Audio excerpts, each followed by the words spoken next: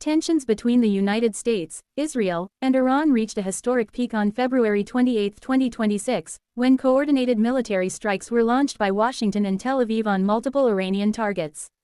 The offensive represents one of the most dramatic escalations in decades, marking a direct confrontation with potentially far-reaching consequences for regional stability and global security. Background: the roots of this confrontation lie in decades of escalating hostility. Iran's nuclear program, ballistic missile development, and support for regional proxy groups have long been points of friction with the US and Israel. Diplomatic efforts to curtail Tehran's ambitions, including negotiations to limit uranium enrichment, repeatedly stalled. By early 2026, intelligence reports suggested Iran had accelerated its nuclear and missile activities, prompting fears in Washington and Jerusalem that a tipping point was imminent. The years leading up to this conflict saw a series of proxy engagements and targeted strikes. US and Israeli forces had previously conducted limited air and cyber attacks against Iranian infrastructure, while Iran responded with missile launches targeting US bases in the Gulf and proxy operations across the Middle East. Yet none of these actions escalated to the full-scale assault witnessed on February 28. The offensive. What happened? In the early hours of February 28, US and Israeli forces launched a synchronized campaign targeting Iranian military and nuclear infrastructure. The strikes focused on nuclear research and enrichment facilities, missile and air defense sites, command centers and security leadership hubs. Air and missile attacks reportedly affected multiple cities, including Tehran, Isfahan, and Natanz. Explosions were visible from urban centers, and Iran's airspace was temporarily closed as emergency protocols were enacted. According to officials from both nations, the operation aimed to neutralize Iran's immediate military capabilities while targeting its command structures to reduce the regime's capacity for retaliation.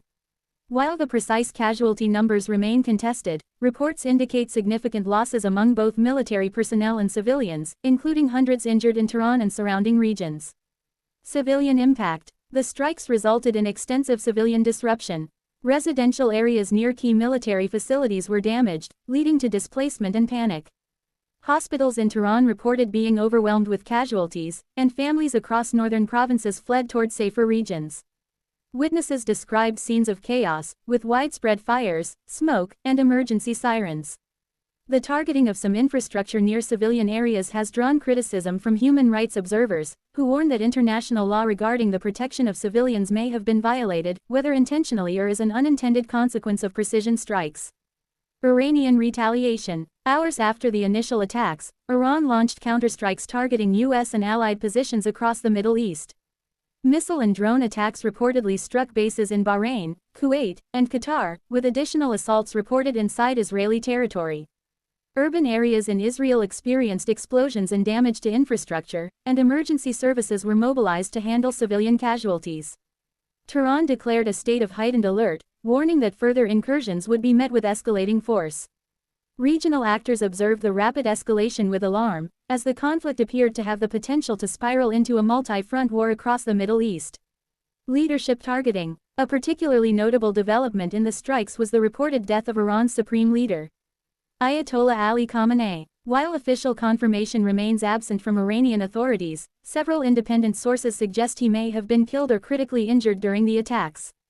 This event could fundamentally alter Iran's political structure, creating uncertainty over succession and internal cohesion within the country.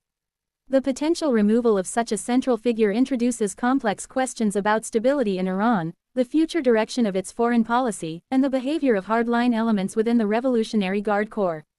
Regional and global reactions. The attacks provoked an immediate international response. World leaders expressed alarm at the sudden escalation. Calls for restraint and dialogue were issued by the United Nations and several European countries. Russia and China criticized the strikes, framing them as acts of aggression likely to destabilize the region further. Middle Eastern neighbors expressed concern for the humanitarian consequences and urged immediate de-escalation. Public protests erupted in several Western cities, with demonstrators denouncing what they saw as an unnecessary and dangerous escalation. Many expressed fears that the conflict could expand beyond the immediate theater, drawing in other nations and disrupting global trade and energy supplies. Strategic implications. This offensive carries profound implications.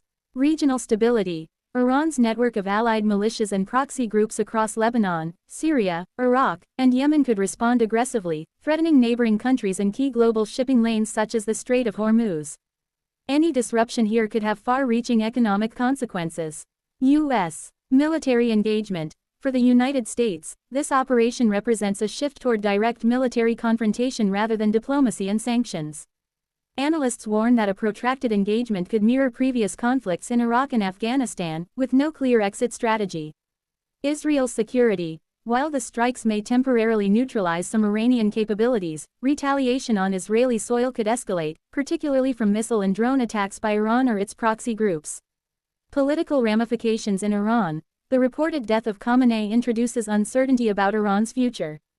Power struggles between reformist factions, hardliners, and the IRGC could determine whether Tehran escalates militarily or seeks a negotiated solution.